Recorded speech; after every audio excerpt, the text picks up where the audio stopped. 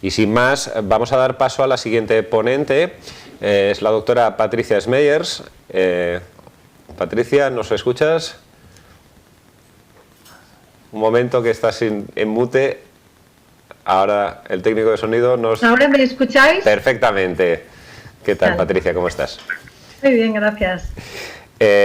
Patricia es neuropediatra en el Hospital de la Fe de Valencia, que también es uno de los hospitales de referencia a nivel europeo para el tratamiento de la epilepsia. A Patricia la conocí en el congreso, a la salida del congreso de la SEN en Valencia hace unos años, y ya me dejó la imagen de ser una persona muy involucrada con sus pacientes, con una gran humanidad. En aquella ocasión pues, nos acompañaba un miembro de la Asociación Valenciana de ALCE, y luego también estuvo presente en una charla que hicimos también en Valencia en Panorámica sobre la epilepsia, donde pues, contamos con presencia de destacados neurólogos o epileptólogos dentro de la unidad de epilepsia de la FE. Patricia nos viene a hablar, o la doctora Smeyers, perdona por la confianza. No pasa nada. Nos viene a hablar sobre un tema que es muy interesante, ¿no? Sobre ese tránsito, cómo debería ser ese tránsito ideal en la consulta desde pediatría a la edad adulta, para no tener que encontrarnos con esas problemáticas con las que se suelen encontrar muchas familias, ¿no? Pues sí. Cuando queráis os cuento. Adelante. Muchísimas gracias por la presentación, José Luis. Para mí es un placer estar aquí. Os agradezco de verdad el que me hayáis invitado. Y bueno, quiero decir que yo pues no entiendo el trabajo, nuestro trabajo de los médicos, de los neurólogos, sin involucrarnos en la vida de nuestros pacientes y ser casi como un miembro más de la familia, porque creo que es la mejor manera de poder atender en todo lo que merece pues una enfermedad. Y dicho esto, yo voy a hablar de la consulta transicional. Yo sé que habéis estado hablando durante esta mañana de cosas muy concretas, habéis puesto el foco en tratamientos quirúrgicos, nuevos fármacos, y ahora os voy a pedir que descentréis un poco el foco. Vamos a hablar ahora de algo también muy importante y es de la consulta transicional en epilepsia. La epilepsia es una enfermedad que yo diría que casi la mitad de los casos va a aparecer en la edad infantil. Y además, la mitad también de estos pacientes que tienen sus primeras crisis en la infancia van a seguir teniendo crisis en la edad adulta. Por lo tanto, es mandatorio hacer un plan, algo que sea positivo y bueno para que nuestros neurólogos de adultos entiendan cuál es la patología, cuál ha sido la historia del paciente en la edad pediátrica, y esto se haga de una manera confortable y que no ocurran pues esas sensaciones al pasar a las consultas de mayores. Y es que la vida de un niño es muy diferente a la vida de un adulto. Al principio hay una dependencia total de los padres, de manera que solamente hay juego, no hay responsabilidades reales, no hay autonomía. Y conforme va creciendo este niño, su vida va a ser una vida social, pero centrada en la escuela. De ahí vienen los amigos, los afectos.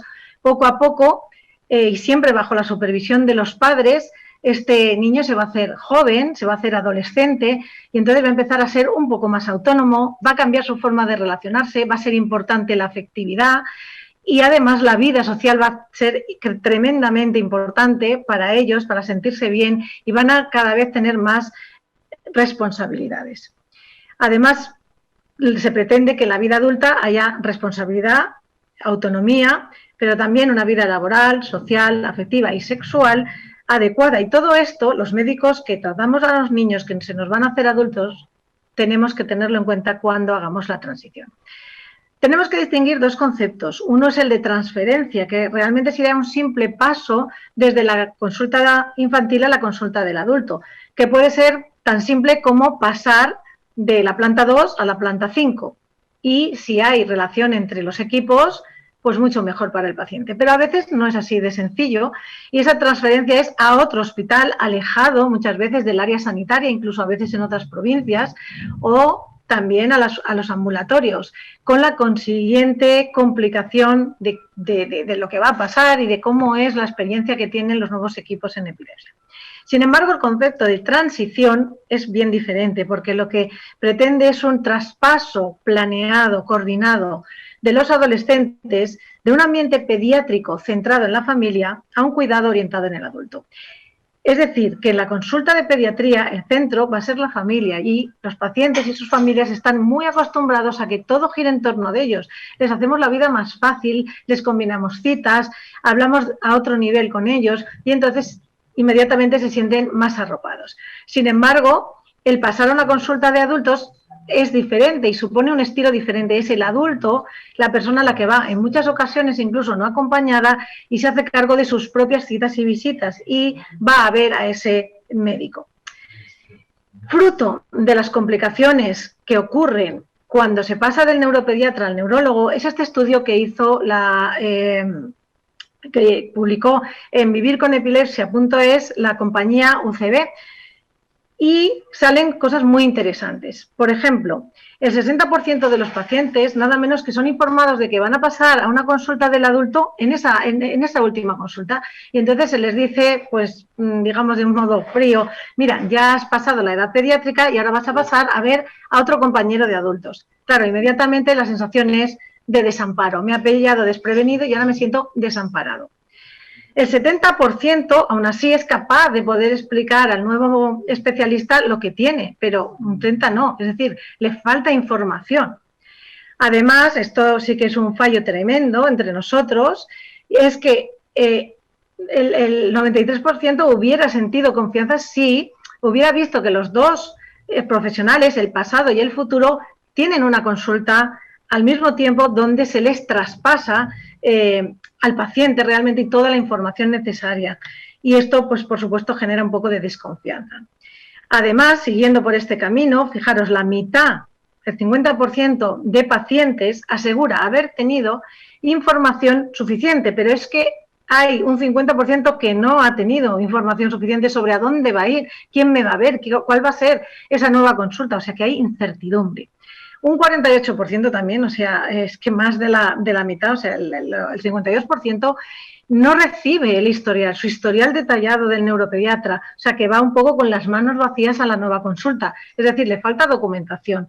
Y solo un 8% tuvo una consulta de transición donde ambos especialistas a la vez, en el mismo momento, uno le dice adiós y otro le dice buenos días, aquí estoy para atenderte en el futuro. Es decir, que falta mucha coordinación entre nosotros. Y otro gran problema es la lentitud del proceso de transición. Y eso se refiere a que, fijaros, casi un 40% de los pacientes tardan en ser vistos en la nueva consulta más de 6 meses a 1 año. Los hay con suerte, 20%, que tardan menos de 3 meses, que yo creo que eso se acerca más a lo ideal. Pero hay un casi 25%, una cuarta parte, que tardan más de 1 año, o sea que la sensación de un poco de abandono es, desde luego, muy grande. También tenemos que tener en cuenta los pasos del efecto del tiempo. Y es que cuando un paciente es diagnosticado muy pequeño, en ese momento la ciencia llegaba hasta un punto. Pero conforme ese niño ha crecido, se ha acercado a la edad de transición, que dependiendo de los centros puede oscilar entre 15 y 18 años, pues se pueden hacer ya otras pruebas. Entonces, en el pasado, por ejemplo, pues podíamos hacer en la genética, que es en lo que más se ha cambiado, podíamos hacer un cariotipo, test metabólicos, y solo llegábamos muchas veces a tener agrupados los pacientes en grandes, digamos, patologías etiológicas y luego un gran grupo de pacientes de epilepsias sintomáticas. Pero, por ejemplo, hoy en día, ya con los Next Generation Sequencing, pues podemos esas epilepsias sintomáticas pasárselas a nuestros compañeros de adultos ya dirigidas hacia qué gen es el que le falta. Y esto ayuda mucho para en el futuro incluso desarrollar grupos de pacientes susceptibles de tratamientos muy específicos para ellos. Las consecuencias de todo esto, que se vio en este estudio realizado por UCB, es que aunque sí que el personal de adultos, los especialistas de adultos van a repetir pruebas, más de la mitad, e incluso modificar tratamientos para mejorar al paciente en muchos casos, sin embargo, no repiten pruebas genéticas, en el 13% solo las repiten.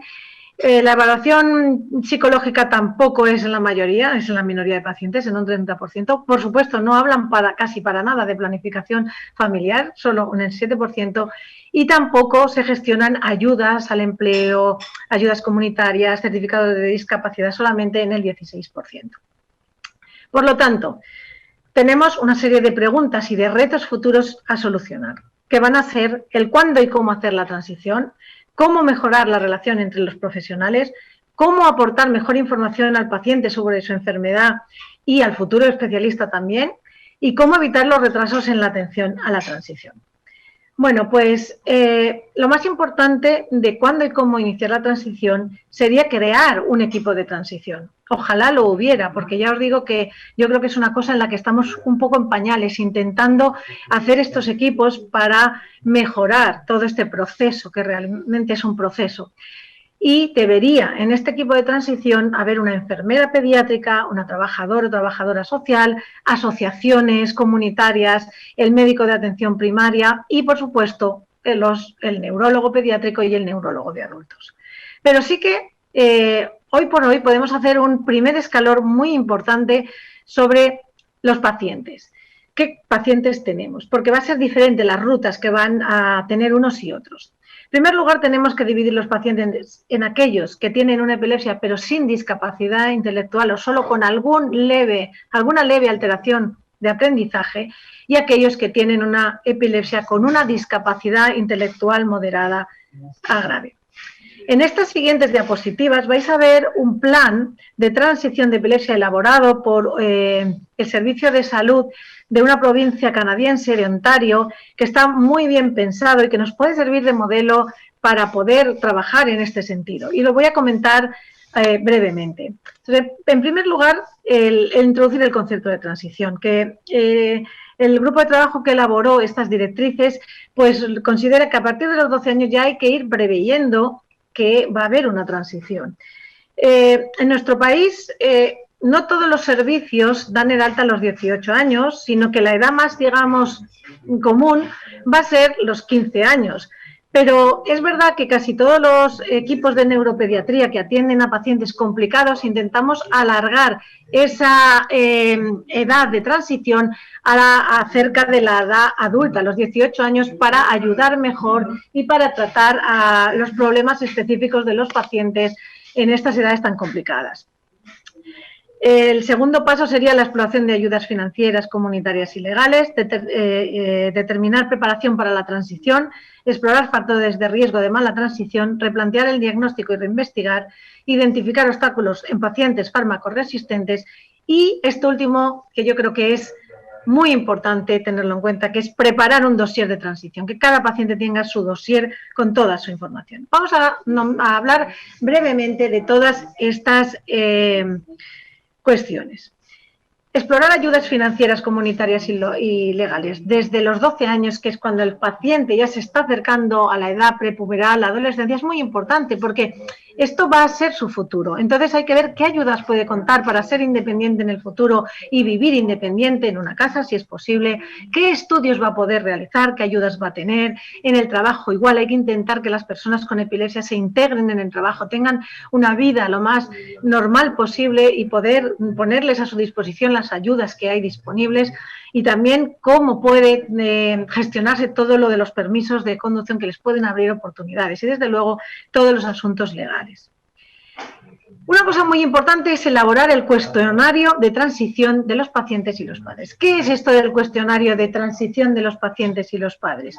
Pues bien, significa que idealmente hay que elaborar un cuestionario que primero se hace a los adolescentes para saber hasta qué grado tienen conocimiento de su enfermedad. Hay una serie de preguntas con respuestas variables desde no tengo ni idea hasta me manejo perfectamente o no aplica. Pero que va a preguntar sobre el conocimiento de la enfermedad, sobre el conocimiento de sus medicaciones, sobre el control de sus citas, sobre la vida sexual y reproductiva, y esto es un punto que sistemáticamente olvidamos y yo creo que hay que empezar a introducirlo en nuestras conversaciones porque es importante también tener esta parte de la vida comentada con el médico y que con confianza puedan preguntarnos todas las dudas. Discutir sobre el estilo de vida, discutir sobre trabajo, estudios y ocupación, saber transmitir su enfermedad a compañeros y amigos y saber la diferencia de la atención que se da en los servicios de neuropediatría y los servicios que se dan en adultos. A los padres, ¿qué hay que preguntarles a los padres para hacer este cuestionario de preparación a la transición? Bueno, pues es un poco lo mismo, pero poniendo el foco en los padres. Es decir, mi hijo o hija describe su enfermedad a otros, ¿lo puede hacer? Mi hijo o hija toma parte en las discusiones sobre la enfermedad. Mi hijo o hija organiza su propia información. Mi hijo o hija sabe cómo pedir citas. Mi hijo o hija que sabe qué hacer cuando se estresa o deprime, a quién acudir, cómo pedir ayuda. Mi hijo o hija sabe las expectativas de su enfermedad respecto a una vida futura, en familia, tener hijos, casarse, etcétera. Mi hijo o hija puede mantener una conversación privada con su médico. Mi hijo o hija tiene una red de soporte, amigos, familia, apoyo social. Y si mi hijo o hija conoce la legislación sobre permisos de conducir. Un cuarto punto en lo que es el protocolo de transición sería explorar los factores de riesgo de la mala transición. ¿Esto qué es? ¿Qué significa esto? Bueno, vamos a volver a nuestra división de pacientes, porque los problemas para una previsible mala transición van a depender de si la epilepsia cursa con discapacidad intelectual o si lo hace sin discapacidad intelectual. Si lo hace sin discapacidad intelectual, tenemos que tener en cuenta unos factores de mala transición que van a ser la mala cumplimentación, es decir, la falta de adhesión al tratamiento. Los factores de mala adhesión al tratamiento van a ser tres fundamentalmente. Uno, que haya olvidos, que no tengan la medicación a mano, salen, se les olvida, excursiones. Dos, factores sociales, no quieren que los amigos se enteren, no quieren, esconden y entonces pues no se la toman. Y en tercer lugar, el que haya una negación de su propia enfermedad y entonces que no necesitan ya tomar ninguna medicación porque niegan su propia enfermedad. Otro factor de mala transición es el riesgo de embarazo no deseado en las jóvenes personas con epilepsia, las chicas jóvenes. Y se ha visto que el riesgo de embarazo no deseado en grandes encuestas es mayor al de cualquier joven y también al de otra enfermedad crónica como puede ser la artritis reumatoide. Por lo tanto, hay que discutir bien con las jóvenes el que si tienen una vida sexual activa tengan claro qué método anticonceptivo van a utilizar, que además tengan claro que los fármacos antiepilépticos, unos más, otros menos, pueden tener sus riesgos y cuáles son para un futuro embarazo, que es importante planificar los embarazos, que hay que tomar ácido fólico antes, 0,4 miligramos al día como mínimo, y que, por lo tanto, es una cosa que no tienen que dejarla a la ligera. En tercer lugar, tenemos la comorbilidad psiquiátrica y se refiere pues a depresión, ansiedad, falta de autoestima. Todo esto en la adolescencia y en la juventud se agudiza y también puede hacer que los pacientes hasta se olviden o no quieran acudir a sus consultas por esos malestares psiquiátricos. Y en cuanto al permiso de conducir, también pues podría hacer una mala transición, también como parte de la negación, ¿no? Estoy bien, pues puedo conducir y hay que tener en cuenta que hay unas restricciones a la hora de poder conducir que pasan por tener la epilepsia controlada y por tener el tratamiento controlado. Luego es muy importante tener estas cosas en cuenta, ya que ciertos trabajos necesitan el carnet de conducir y puede truncar las expectativas de las personas jóvenes con epilepsia. En cuanto a los factores de riesgo de mala transición en la epilepsia con discapacidad intelectual, es importante conocer cuáles son. Primero de ellos es que el paciente padezca síndromes epilépticos de inicio en la edad infantil. Esto quiere decir que nuestros colegas de adultos pueden no conocer estos síndromes porque están muy restringidos a la edad infantil y pueden desconocer cosas que se asocien a ellos. También es importante la falta de entrenamiento en el manejo de pacientes que no colaboran. Los pacientes con grandes discapacidades muchas veces no entienden las pruebas que se les hacen y cuando se hacen electroencefalogramas, por ejemplo, donde ellos no van a colaborar activamente, pues hay que tener un cierto manejo que está muy estandarizado en los servicios, sobre todo a nivel de enfermería, de edad pediátrica, pero no tanto cuando se trata de pacientes adultos en los equipos de adultos. Y luego poder manejar las herramientas de la valoración de la discapacidad, porque claro, no vale con que este paciente está discapacitado, es que este paciente puede tener una discapacidad en un área concreta, por ejemplo, de lenguaje expresivo, pero luego tener una buena comprensión y no es lo mismo un paciente que pueda ser dependiente motoramente, pero tener también buena capacidad cognitiva dentro de unos límites, que la discapacidad no es algo uniforme, sino que tiene sus grados y sus particularidades en cada paciente. Una cosa muy importante en la transición, y esto compete mucho a los neuropediatras, es antes de plantearnos hacer la transición y dar el alta de nuestras consultas de neuropediatría, hay que reevaluar y reinvestigar. Como he dicho, el paso del tiempo va a cambiarlo todo. De manera que nosotros tenemos que hacer una reevaluación en 4 áreas muy importantes. Una, la reevaluación clínica. Puede haber diferentes crisis conforme ha pasado el tiempo, pero también pueden haber aparecido ciertos eventos paroxísticos no epilépticos que debemos investigar y tener en cuenta en los pacientes. También hay que reevaluar los electros. Hay que ver que el paciente puede madurar su actividad de base. También puede haber cambios en su actividad epiléptica con la edad, porque madura la actividad y el cerebro. Y además podemos plantearnos hacer monitorizaciones para poder ver si antes podían no ser candidatos a cirugía de epilepsia porque no había ciertas herramientas y en el momento de hacer la transición puede que sí que tengan posibilidades quirúrgicas y debemos de planteárnoslo. También hay que hacer una reevaluación de las pruebas diagnósticas de neuroimagen, como es la resonancia, sobre todo como gold estándar, que nos compare patologías y poder hacer ese traspaso al adulto con información reciente y buena, porque además las resonancias pueden ser de mejor resolución. Y por último, la reevaluación genética.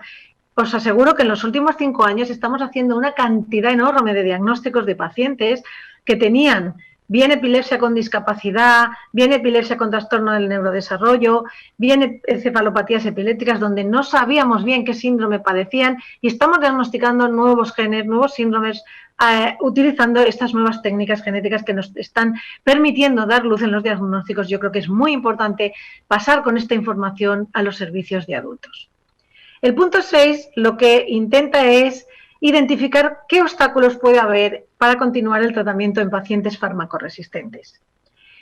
Y en concreto me estoy refiriendo a terapias que pueden llevar estos pacientes que no están en todos los hospitales, sino en los más grandes, en los que tienen más unidades de epilepsia. Por ejemplo, la terapia de neuromodulación, como son aquellos pacientes portadores de estimulación del nervio vago, que si los transfieres a un departamento que no tiene la posibilidad de ir controlándole, pues se queda desamparado ciertamente. Tampoco la dieta cetogénica es algo que a nivel de servicios de adulto sea muy popular. Últimamente sí que va habiendo más unidades, pero hasta hace poco era una cosa muy restringida a la edad infantil y tampoco en todos los departamentos se hacía dieta cetogénica. Por lo tanto, hay que tener mucho cuidado porque esto podría quedarse también en el limbo si no tenemos en cuenta al hacer la transición que se pueden quedar sin estos tratamientos que estaban llevando para su epilepsia.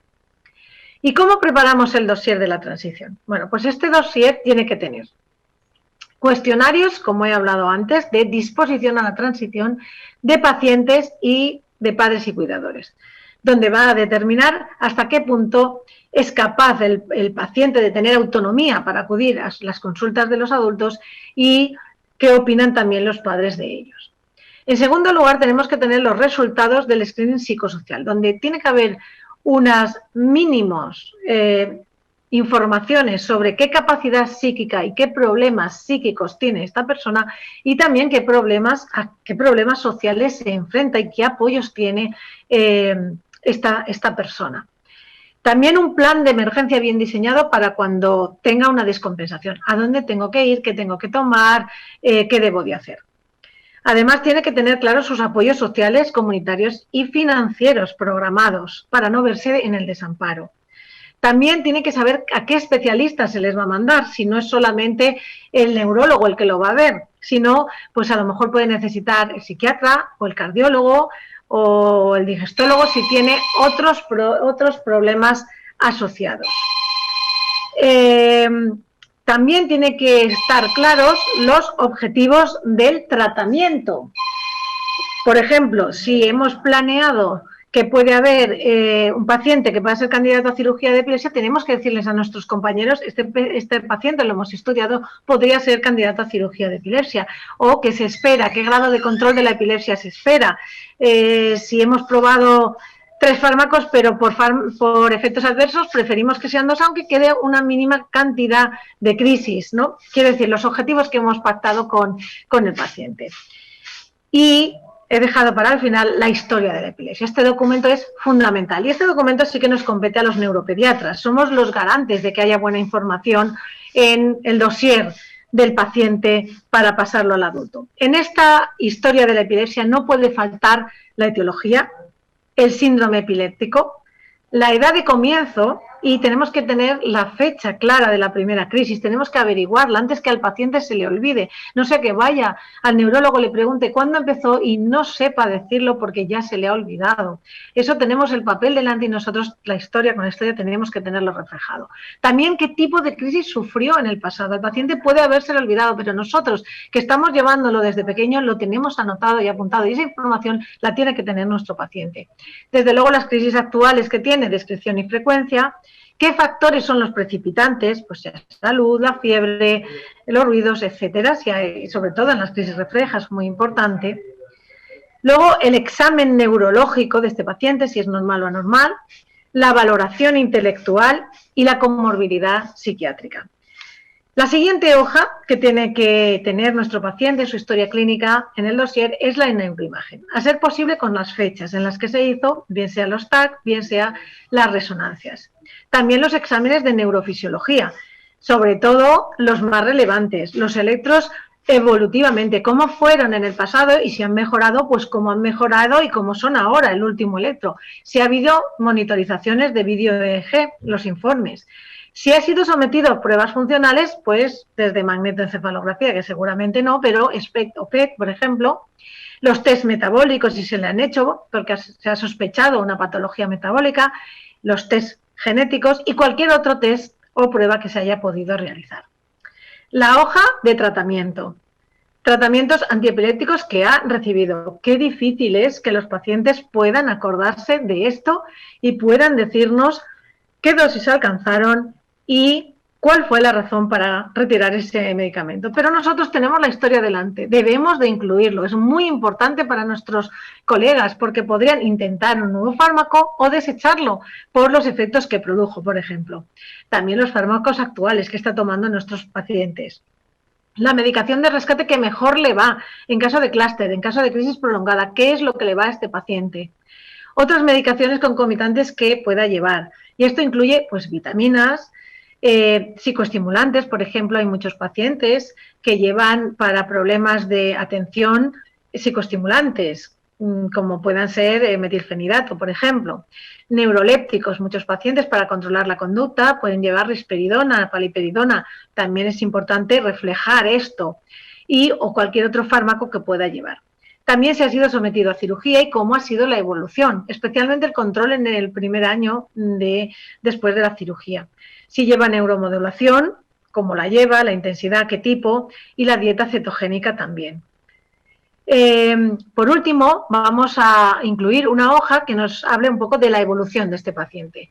En primer lugar, tendremos que dar información sobre el intervalo máximo libre de crisis, cuándo se produjo este intervalo y con qué tratamiento se ha producido, ya que puede servirle mucho a nuestros colegas para manejar al paciente. Si ha tenido episodios de estatus epilépticos y cuáles fueron los desencadenantes, si ha habido episodios de estatus convulsivos y qué desencadenantes tuvieron, si ha habido episodios de clústeres de crisis, episodios de convulsiones febriles, si hay historia familiar de epilepsia y otras comorbilidades médicas que pueda sufrir el paciente. Y ya para concluir, quiero decir que todo esto es una declaración un poco de intenciones. En la práctica clínica sabéis que todavía tenemos muchas, yo diría, deficiencias en este traspaso, pero queremos hacerlo mejor cada día. Y para ello hay que tener en cuenta que hay que trabajar en equipo para que la maquinaria vaya muy suelta, y tenemos que poner estas bases sabiendo qué es lo que queremos y mejorar la comunicación entre profesionales, que es fundamental para que las familias estén alegres, sepan que sus hijos en el futuro van a ser bien tratados en sus profesionales buenísimos de adultos. Muchas gracias por vuestra atención. Bueno, muchas gracias, doctora, muy clarificadora la situación y el proceso. Pero antes de pasar a las preguntas de la audiencia, y alguna que tengo yo también que plantearle, les recuerdo a la audiencia que la doctora tiene una sorpresa para cuando acabemos la rueda de preguntas, por lo tanto que no se vaya todavía la audiencia, ¿no? Y entonces vamos con las preguntas ya. Nos planteabas este estudio que proviene de la Universidad Canadiense de Ontario, o de un hospital. ¿Se ha implementado todo este protocolo ya allí? ¿Cómo ha funcionado? ¿Y en qué punto estaríamos aquí? ¿Y qué haría falta? Muchas preguntas en una.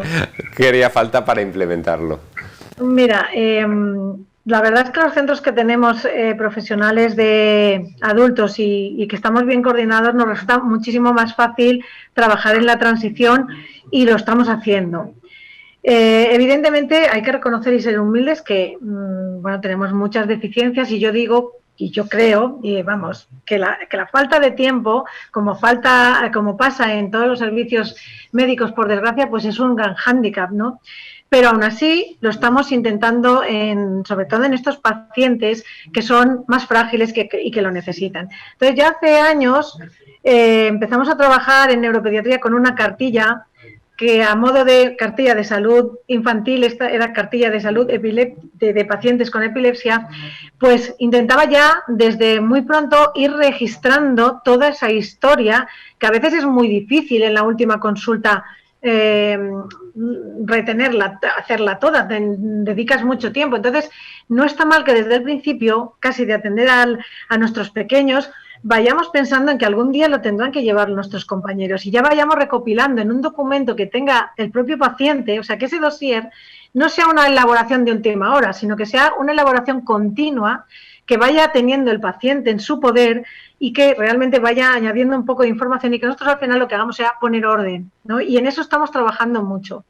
También yo creo que tenemos que trabajar más coordinadamente, pero creo que lo estamos haciendo, y yo quiero dar las gracias y romper una lanza por las asociaciones que informan y trabajan mucho en todo el tema de ayudas sociales, porque, por ejemplo, los equipos de Ontario tenían trabajadores sociales y tenían trabajadores de las asociaciones de pacientes, que eran las que se encargaban de la información de asuntos legales, que yo creo que estamos funcionando así nosotros también.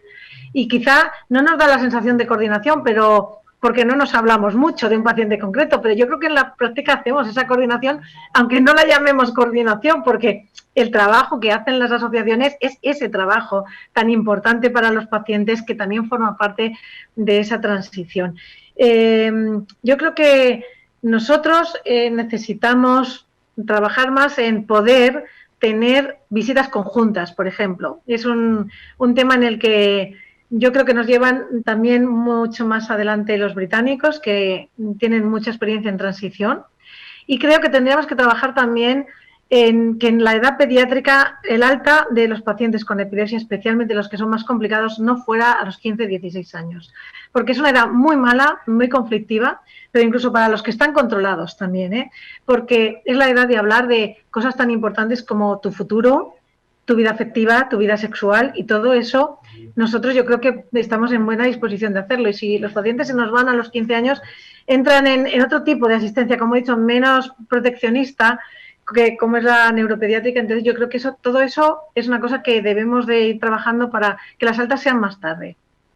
Bien, recojo la idea de que las asociaciones colaboremos y pasemos información también a las familias, y me gustaría que las 4 fichas, que serían como las carpetas donde guardar toda la información que tiene que llevar el paciente, ¿no?, desde un inicio, esas 4 fichas las pudiéramos tener en la página web, por ejemplo, de las asociaciones, para que, juntamente con la información a las familias, de decir, mira, ahora que empezáis, tened en cuenta que algún día tu hijo será mayor, que si es una epilepsia que se va, claro, grave, que desaparece, sí, en claro. la adolescencia, pues igual no aplica más que hacer el seguimiento. Pero sí que estaría bien contar con esas 4 fichas para decirle, mira, a partir de ahora ves quedándote con esta información porque luego te va a ser necesaria. Me plantean, yo creo que es una pregunta parecida, ¿no? ¿Qué podemos hacer los pacientes para exigir esos medios, ¿no? Sobre todo el tema de historia clínica, que a veces, no solamente en epilepsia, en todas las patologías es complicado a veces exigir, ¿no? Parece que como que la historia pertenezca al médico en vez de al paciente. Lo que los médicos podemos hacer desde nuestro punto de vista es proporcionar toda la información que tenemos del paciente en pruebas, toda la historia, ordenarla y desde luego, como es una transición, yo creo que si los pacientes nos dan tiempo, las familias nos dan un poquito de tiempo, ¿no? Que no sea... O sea, yo creo que el peor de los escenarios es lo que se planteaba en una de las diapositivas, que llegues un día y te digan, bueno, adiós, te paso al adulto. Es que eso es lo peor, eso es lo que no debemos hacer, ¿no? Un poco ahí sí que podría decir que ahí sí puedes exigir que no sea así. Quiero decir, no, deme usted otra consulta más, porque ahora yo le voy a dar a usted tiempo, porque aquí nos respetamos mutuamente y entonces y así también se le da al médico tiempo para preparar mi alta. Prepárese usted mi alta, por favor, que yo le voy a dar tiempo como paciente a que usted se mire bien mirado todas las pruebas de mi hijo y que me dé que me pase con la mayor garantía a este compañero de adultos. Entonces nos damos ese tiempo mutuo. Entonces yo creo que lo que nunca debemos hacer es decirle al paciente de un día para otro, mira, ha llegado tu edad de irte de alta y te vas, y porque no, hay que ir planteándolo, mira, pues vas muy bien, tal, vamos a ir preparando esto, vamos a ir preparándolo, tenemos unos meses, ahora estás estable, que es el momento ideal, porque yo creo, a mí no me gusta nada dar de alta a mis pacientes, aunque se hayan pasado, cuando están descompensados, porque es que es una mala época, y si encima no sabemos cuándo los van a atender, pues es una sensación de desamparo. Entonces, si contamos con ese tiempo, pues tampoco hay que angustiarse en no tengo un informe para ir, el médico no tiene tiempo habitualmente, no te lo puede dar en ese día de la consulta que te ha dicho adiós, te vas al neurólogo de adulto. Entonces, es esas visitas donde, bueno, nos damos tiempo mutuamente para ir preparando toda la información. Uh-huh. Bien, otra pregunta que nos plantea la audiencia. ¿Cuándo cree que el niño o niña debe responsabilizarse de la toma del medicamento? Bueno, yo creo que es una pregunta difícil, pero creo que la edad de 12 años es una edad importante para ir concienciando al preadolescente de que tiene que tomar el control de sus medicaciones y que tiene que, bueno, pues ir poniéndose unos horarios o unos avisos, incluso hablarle de por qué, que puedan entender un poquito más profundamente por qué se toman la medicación y para qué. O sea, yo creo que en un niño competente, aunque tenga sus problemas de aprendizaje asociados, pero que pueda comprenderlo, la edad de 12 años sería, yo creo que la ideal. Obviamente con esos que aquí en biología no puedes decir el día que cumples 12 años, es tu cumpleaños, te voy a explicar cómo tomas la medicación, pero sí es a partir de esa edad cuando yo creo que pueden poco a poco, primero con los papás supervisando, te has tomado, te has acordado, para así ya luego cuando lleguen a 15 años que sean capaces de tomarlo solos y, ay, que no me he tomado la medicación, aunque les recordemos, oye, te has tomado la medicación, pero que hagan ellos su propia transición en esa edad. Efectivamente es una edad en la que pues llega la rebeldía, ¿no? También parte de la adolescencia, ese enfrentamiento con los padres, ese inicio del consumo de alcohol en ocasiones. ¿Qué se hace con estos casos? ¿A quién le corresponde? ¿Al pediatra todavía o se lo dejamos al neurólogo de adultos? Y también qué pasa cuando intentan ocultar las crisis para poder conducir, ¿no? Claro, eso es un problema. ¿Cómo gestionamos todo esto, no? Es un problema muy, muy, muy gordo, sí. Por eso digo que para el tema de de la negación de la enfermedad, que obviamente existe y no quiero estar enfermo o no quiero tomarme medicación, no soy como los demás, esta medicación, pues a ver si estoy loco, cosas que se les pueden pasar. Yo creo que hay que hacerlo antes de esa edad de rebeldía, que suele ser sobre los 15 años. Por eso la edad de 12 años es una edad buena, porque todavía no ha empezado esa rebeldía y podemos ir poniendo en contacto sobre las cosas, sobre las necesidades, sobre quitarle también estigmatización, ¿no? Y normalizarlo. Y bueno, pues tú tienes este tipo de enfermedad, pero otras personas tienen otras. Es que aquí nadie se libra de tener un padecimiento. Y entonces quitarle un poco de hierro al asunto, ¿no? Porque la mayor parte del tiempo estás bien. Entonces, esto en los niños que lo comprendan. Estábamos hablando de la negación, que es un verdadero problema. Hombre, siempre decimos los médicos que intentamos quitar pastillas que sean las menos y que sean en una sola dosis y a ser preferible por la noche. Eso la verdad es que nos ha cambiado la vida cuando sale un fármaco que tiene, oye, si no 3, 2 y si no 2, 1 y que además se pueda tomar, pues oye, en un momento que estés fuera de las comidas, por ejemplo, que socialmente no, pues bueno, siempre nos ayuda, ¿no? Ahí no hay más remedio que el niño madure, el adolescente madure, que tome conciencia de que bueno, todos tomamos algún tipo de pastilla, ayuda, una vitamina. Y luego el tema del carnet de conducir, es que ese sí que es un punto, pues bueno, un poco conflictivo, porque es verdad que claro, que pueden tener muchas ganas de conducir no coche, sino moto, que todavía es más peligroso. Pero yo creo que hay que tener charlas continuadas, porque es igual que las mascarillas. Yo no sé quién no ha tenido un hijo adolescente que ha querido ponerse la mascarilla la primera. Os pregunto, yo creo que no querían ponerse mascarilla, también lo negaban y ahora todos llevan la mascarilla, vamos, alguno a lo mejor, pero todos la llevan, incluso la llevan niños muy pequeños y a veces con capacidades cognitivas limitadas y yo lo veo en la consulta y digo, qué maravilla, ¿no? Entonces hay que tener mucha paciencia, repetirse dulcemente y luego lo del alcohol, eso también, bueno, el alcohol está prohibido absolutamente en un paciente que toma medicación porque es muy peligroso y eso también es lo que hay que concienciar. Uno tiene que ser feliz sin alcohol porque el alcohol mata, punto y final. O sea, el alcohol mata, así de claro. Y el que beba alcohol si se quiere matar, pues bueno, él mismo. Pero ya no solo a una persona con epilepsia, sino el alcohol es responsable de demencia, de cánceres, de todo. Entonces, realmente hay que convencer a que nuestra vida vaya en otra dirección. No necesitaré el alcohol para ser felices. Y ser tajantes, ¿eh? Porque si damos un poco de concesión, entonces va a ser peor. Muy bien, pues como comentaba al inicio, la doctora Smeyers tiene una sorpresa para nosotros, porque la doctora Smeyers, aparte de neuropediatra, también es una prolífica, creo que se puede decir así ya, escritora, que ha trasladado de una forma fácilmente entendible por parte de la infancia, temas relacionados con la epilepsia, ¿no? Y ya no desvelo más, te dejo que continúes tú. Bueno, voy a compartir un poquito la pantalla porque me gustaría pues seguir, como ha dicho José Luis, con nuestra pequeña sorpresa. Y como ha dicho, pues he escrito ya 3 cuentos. No sé si habéis tenido la oportunidad de leerlos o no, pero os lo aconsejo porque os vais a divertir. El primero fue La pócima de las ausencias, sobre las ausencias infantiles epilépticas, y el segundo, El baile de gigante, sobre las crisis focales, y el tercero, El bosque de las tormentas, sobre las crisis generalizadas tónico-clónicas.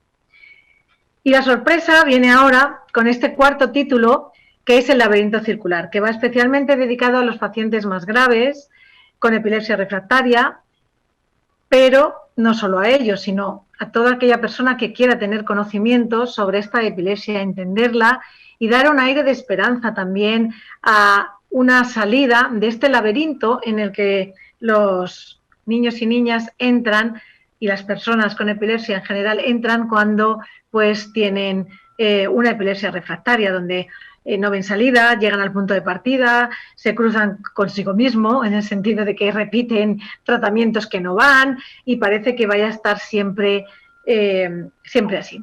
Entonces, el cuento es una oportunidad muy buena para entender cosas complicadas. A mí siempre me ha gustado mucho pues, el modelo de Antoine Saint-Exupéry, que es el que escribió El Principito, donde escribe un cuento que lo mismo puede leerlo un niño, pero que un adulto le va a sacar mucha más enjundia y va a poder entender cosas contado en lenguaje de cuento. Si a mí, que no tengo ni idea de aeronáutica, me dicen cómo funciona un Airbus, pues no me voy a enterar. Pero si me cuentan un cuento y me lo hacen en un lenguaje que me pone con una parte, en contacto con la parte ancestral de mi manera de ver, de pensar mis emociones, lo voy a entender seguro que muy bien. Y eso es lo que intentan estos cuentos, entretener, gustar, con los dibujos ilusionar a los niños, y luego aquellos que puedan entenderlo, padres, madres, niños, niñas, jóvenes, abuelos, abuelas, profesores, profesoras, poder enriquecerse con los conocimientos que se quieren transmitir con estos cuentos. Entonces,